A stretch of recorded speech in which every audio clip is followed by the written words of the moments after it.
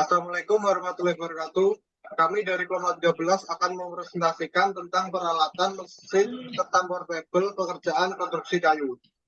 Saya Wahyu Widodo, NIM K15 22082. Saya Uun Tasfir Nurul Hasanah, NIM K15 22080. Saya Diva Mutiara Adirika, K15 22028. Jenis peralatan mesin ketam portable pekerjaan konstruksi kayu. Apa itu mesin ketam? Mesin ketam sebenarnya merupakan mesin dasar yang sangat perlu dalam pengolahan kayu. Tetapi penggunaan mesin ketam tangan ini masih terlalu asing di Indonesia.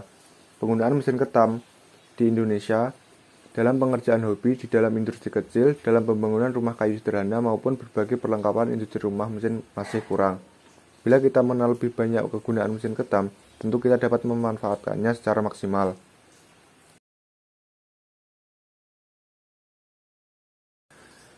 Mesin planer. Mesin planer tangan biasanya disebut juga mesin ketam atau mesin serut adalah sebuah alat perkakas yang digunakan untuk menghaluskan atau meratakan dan membentuk potongan-potongan kayu. Seringkali hasil potongan kayu dari mesin gergaji, baik bensaw maupun table saw, mempunyai permukaan yang rata dan kurang halus, sehingga perlu dihaluskan dengan mesin planer atau mesin serut ini.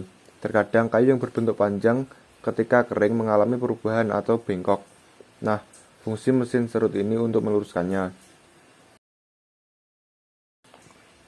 Penyerutan prinsipnya adalah membersihkan permukaan kayu dari watermark dan meratakan permukaan kayu sehingga seluruh permukaan sama tinggi dan membuat keempat sisi kayu bersudut 90 derajat.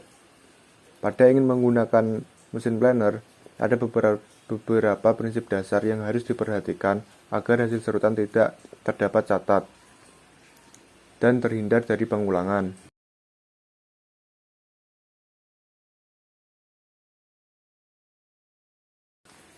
Berikut bagian-bagian dari ketam portable.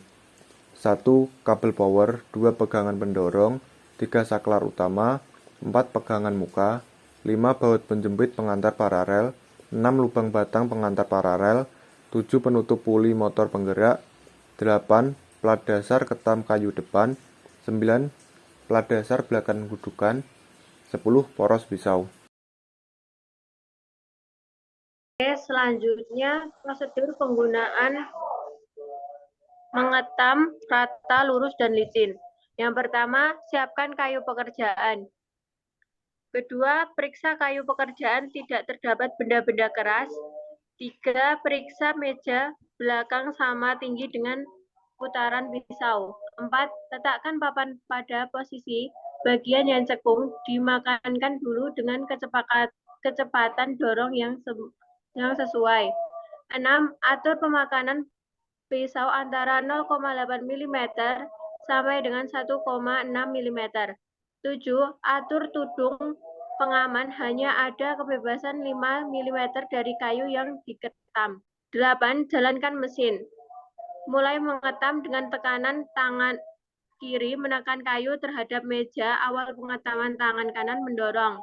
9. Setelah kayu lewat mata ketam kira-kira 20 cm, pindah penekanan pada meja belakang, tangan kanan mendorong ke muka dengan menggunakan blok pendorong.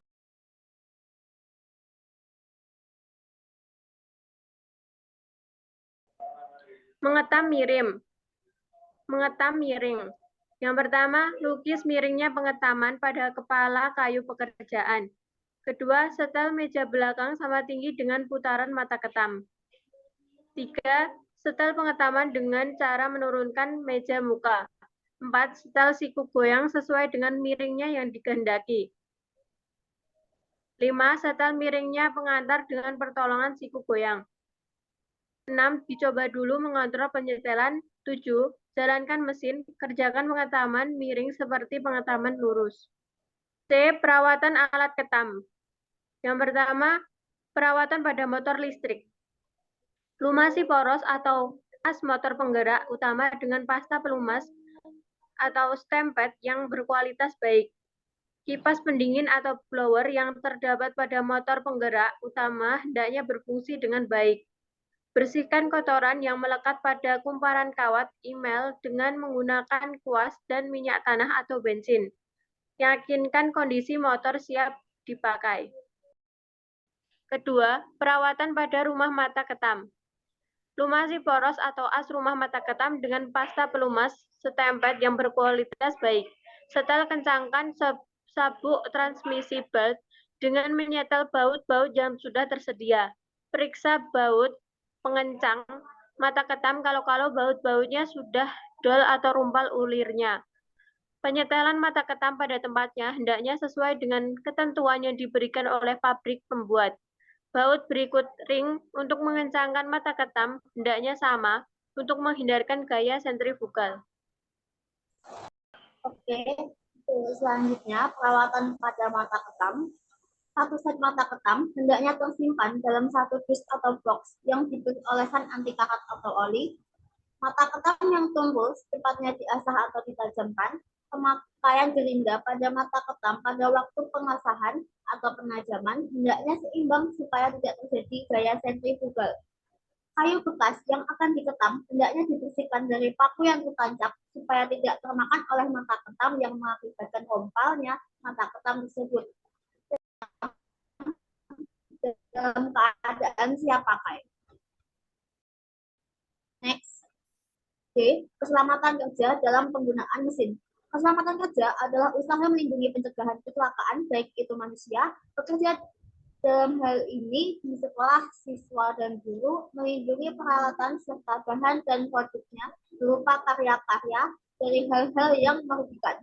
Kesehatan dan keselamatan kerja dalam menggunakan peralatan mesin ketam kayu portable, mesin ketam kayu tangan planer, harus mengetahui tentang petunjuk pengoperasian alat mesin tersebut yang diberikan berupa instruction manual yang diberikan bersamaan pembelian peralatan tersebut, serta harus dipahami dan ditaati oleh pengguna peralatan tersebut agar berguna bagi kesehatan dan keselamatan kerja. 1. Keselamatan tempat kerja. Selalu menjaga kebersihan bengkel kayu dari limbah kayu bekas, serutan, serta kayu potongan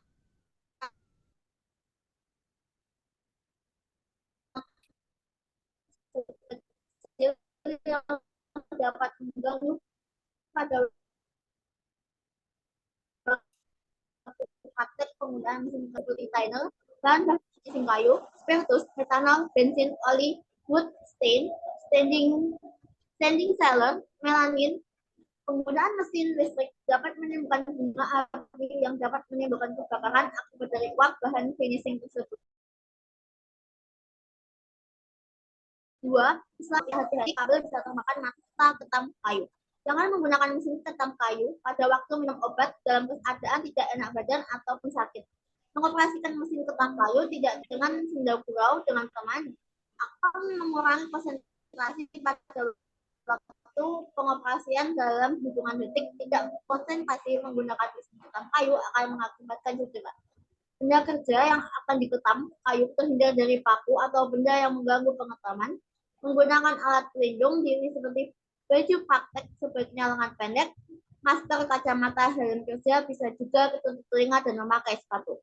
Tidak menggunakan perhiasan, rambut tidak gondrong pada waktu mengoperasikan mesin kayu.